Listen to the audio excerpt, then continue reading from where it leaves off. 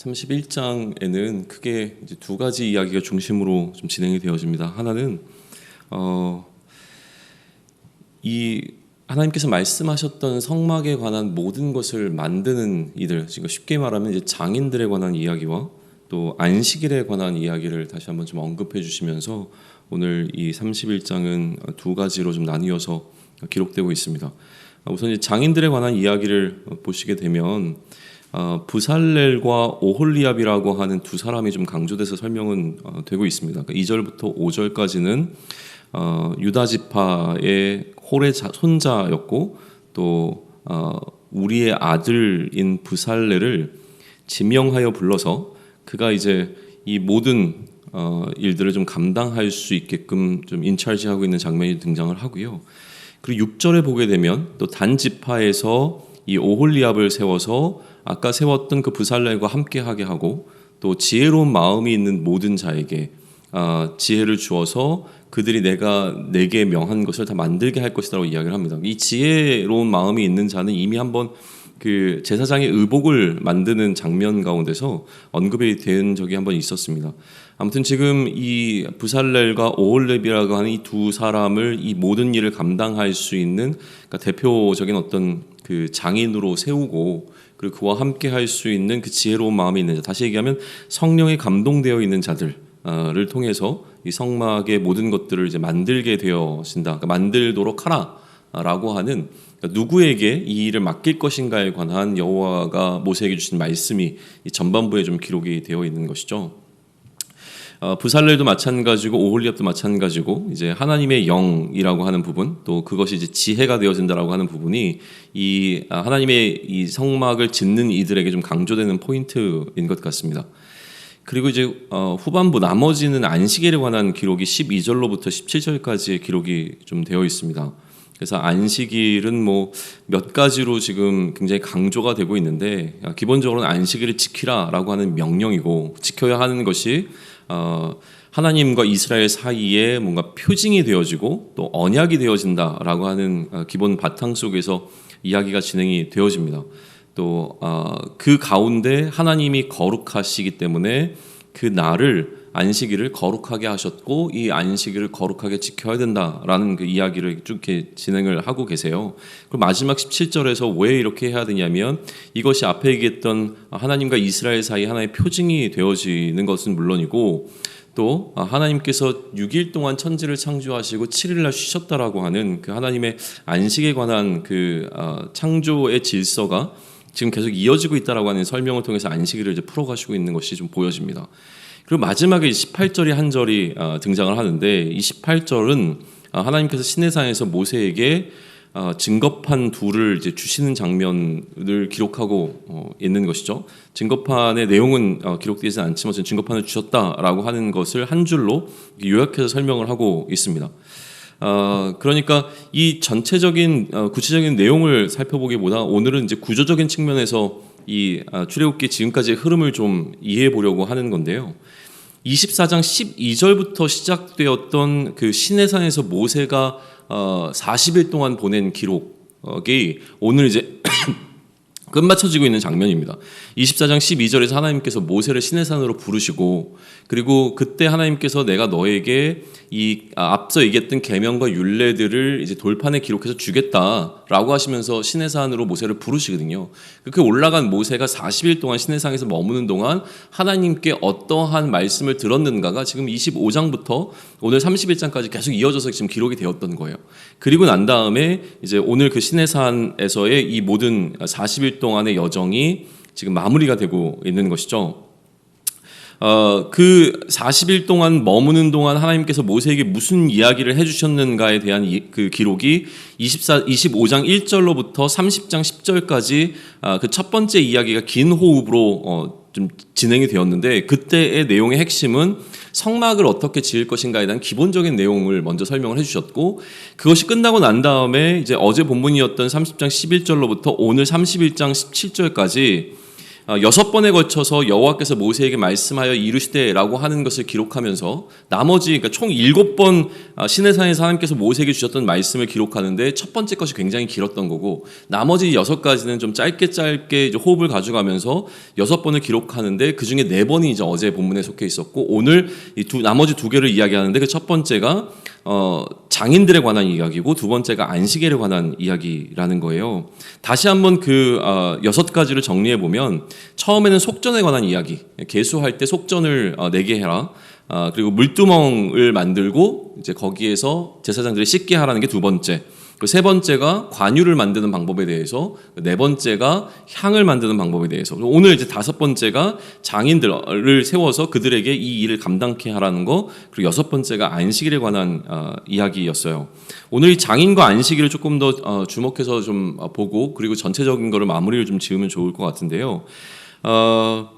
하나님께서 분명히 모세에게 이 설계도를 주셨죠. 그러니까 어떤 방식으로 만들 것인가에 관한 것은 하나님께서 이미 모세에게 그러니까 상세하게 또 친밀하게 좀 알려주셨습니다.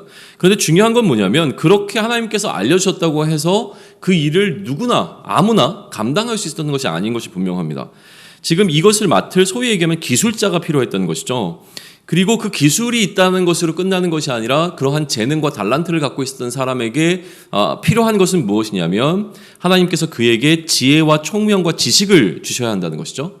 그것과 아울러서 그가 갖고 있는 재주를 통합해서 지금 무언가를 이렇게 만들어야 되니까 사실 이 일을 감당할 장인 혹은 기술자는 하나님으로부터 오는 그 지혜를 덧입어서 다시 얘기하면 성령에 사로잡혀서 성령이 이끄시는 바를 따라 이러한 이 성막과 성막에 필요한 기구들을 이제 만들어내야 됐던 겁니다.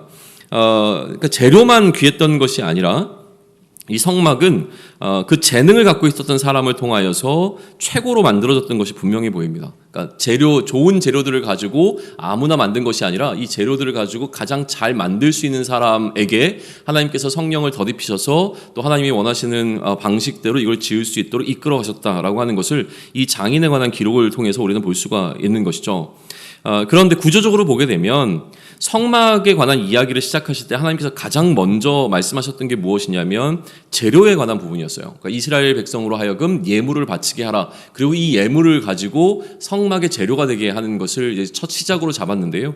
이 성막의 이야기가 마무리될 때 하나님께서는 그 재료를 가지고 만드는 사람들에 관한 것을 이제 배치를 하고 있다는 거예요. 그러니까 성막을 시작하면서 이 재료에 관한 이야기, 재료가 되어지는 예물에 관한 이야기로 시작을 하고 성막을 맞출 때는 이 재료를 가지고 만드는 사람들에 관한 이야기를 통해서 이 성막 전체를 하나로 둘러싸고 있는 형태를 취하게 되는 것을 좀 보게 되어집니다. 그러니까 결론을 내리게 되면 성막은 시작할 때에 그 최고의 예물이라고 하는 최고의 재료를 가지고 마무리될 때는 어떻게 마무리됩니까? 이것을 가장 잘 만들 수 있는 최고의 장인들을 통해서 만들어진 것이 그 안에 들어가 있는 성막이라는 거예요. 그러니까 이렇게 지금 우리에게 좀 보여주고 있는 것이죠. 성막은 최고의 재료를 가지고 장인들에 의해서 정성껏 만들어졌음을 우리는 알게 되는 겁니다. 두 번째 컨텐츠가 이제 안식일이었는데요. 안식이라고 하는 이 안식일의 개념이 성경에서 우리가 창세기부터 쭉 살펴봤으니까 그 흐름대로 가게 되면 가장 먼저 등장했던 것은 창조의 때는 분명합니다. 창조의 동안 6일 동안 하나님께서 천지를 창조하시고 이제 7일 날 안식하셨다라고 하는 기록이 가장 첫 번째 기록이고요. 두 번째 이 안식에 관한 개념이 등장할 때가 언제냐면 이스라엘이 출애굽하고 난 다음에 광야에서 이제 하나님으로부터 만나를 받게 되었을 때 이 만나를 거두는 장면에서 이제 7일째라고 하는 이 날을 특별히 구별하고 있는 것을 보면서 거기에 이제 안식 개념이 등장을 하게 되어져요. 그리고 나서 이 출애굽기 20장에 가게 되면 10계명 속에서 분명하게 하나님께서 이 4계명을 통해서 안식일에 관한 이야기를 좀 하시는 것을 우리는 보게 되어집니다. 그리고 20장에서 10계명을 통해서 안식일을 거룩히 지킬 것을 명확하게 그러니까 명령을 주시고 난 이후에 그 이후에 22장 진행하면서 이제 계명과 율례들이 쭉 이렇게 기록이 되어지거든요.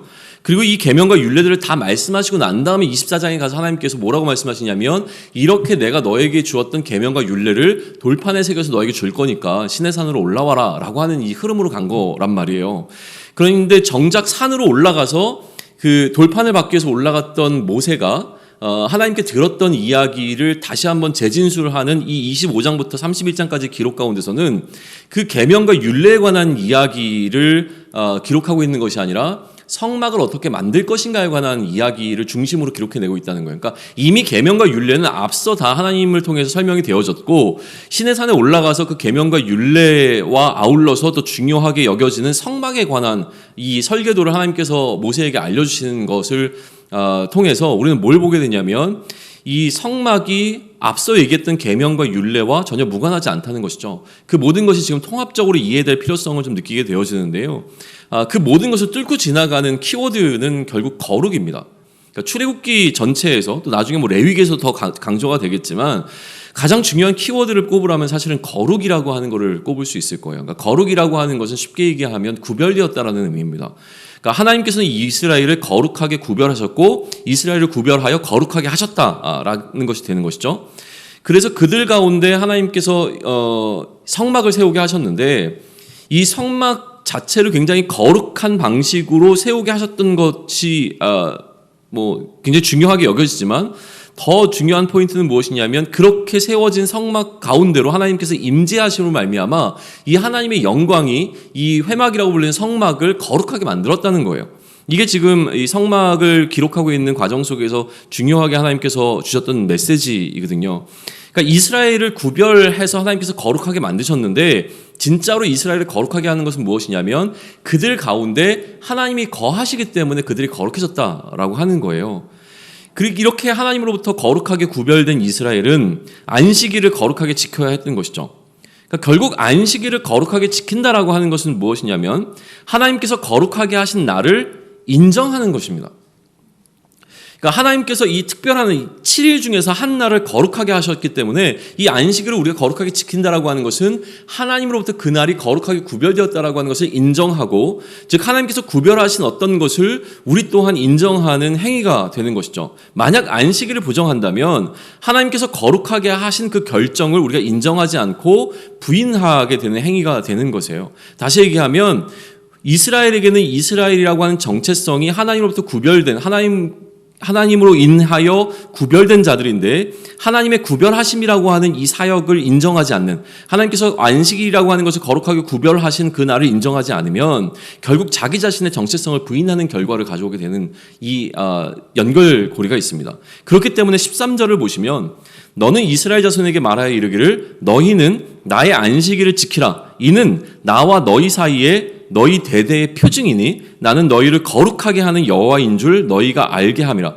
하나님께서 거룩하게 하시는 자라고 하는 사실을 알게 하기 위하여 안식일을 지키라고 하는 것은 무엇이냐면 하나님께서 이 안식일을 거룩하게 하셨으니 그 안식일이 거룩하다라고 하는 것을 우리가 지킴을 통하여서 하나님께서 거룩해 하시는 분이라고 하는 것을 인정하게 되는 것이죠. 그 거룩해 하시는 하나님이 누구를? 이스라엘을 지금 거룩하게 하셨다라고 하는 것을 인정하게 되어지고 그렇기에 이 안식일을 지키는 것은 단순히 그 한 날을 쉼을 가지는 것을 의미하는 것이 아니라 결국 하나님과 이스라엘 사이에 이러한 거룩함이라고 하는 주제로 하나님께서 이스라엘을 특별히 택하셨다라고 하는 것에 표징이 되어진다라는 설명을 하고 있는 것입니다. 안식일을 지키는 것은 하나님의 거룩을 인정하는 것이 되는 것이고 안식일을 지키는 것이 하나님께 구별된 것이 거룩한 것임을 인정하는 행위가 되는 것이죠. 하나님께서 일곱째 날을 구별하심으로 거룩하게 하셨음을 인정하는 겁니다. 그리고 이스라엘 자손을 구별함으로 거룩하게 하신 것을 인정하는 것이 되는 것이죠. 그리고 하나님께서 이스라엘 백성을 다른 열방과 구별하여 거룩하게 하시는 결정적인 증거가 성막을 통해서 그들 안에 거하시는, 임재하고 계시는 것이 되어지는 것입니다. 그래서 40일 동안 하나님께서 모세에게 하신 말씀에 대한 기록의 핵심은 결국은 거룩이라고 우리는 정의할 수 있을 것 같습니다. 이스라엘은 하나님께 거룩하게 구별된 자들이었고요. 이스라엘이 하나님께 거룩하게 구별되었음이 의미 있어지려면 그리고 하나님께로부터 이렇게 그러니까 구별되어졌다라고 하는 사실이 왜 중요하고 이 거룩하게 구별되었다라고 하는 것이 무언가 특별한 의미를 가지게 되려면 하나님이 거룩한 분이시고 그 하나님이 거룩해 하시는 분이라는 사실이 이스라엘 가운데서 먼저 인정이 되어야 되는 것이죠. 그러니까 하나님이 이 거룩에 대해서 퀄리파이 되실 수 있는, 그러니까 이 거룩이 하나님으로부터 온다라고 하는 것을 인정하기 위해서 하나님의 거룩하심과 하나님이 구별하신 것이 거룩해 되어진다라고 하는 것을 인정함이 우선이 되어야 되기 때문에, 그래서 그 하나님이 거룩해 하신 것을 인정하는 것부터 출발을 지금 시키고 있는 게 안식일 개념이라는 거예요. 그러니까 하나님께서 거룩하게 하신 날을, 그리고 하나님께서 거룩하게 하신 장소를, 하나님께서 거룩하게 하신 물건들을, 하나님께서 거룩하게 하신 사람들을, 또 하나님께서 거룩하게 세우신 제도들을 인정하고 존중하는 것은 우리 인간을 거룩하게 하신 하나님에 대한 신앙의 고백이 되는 것이죠.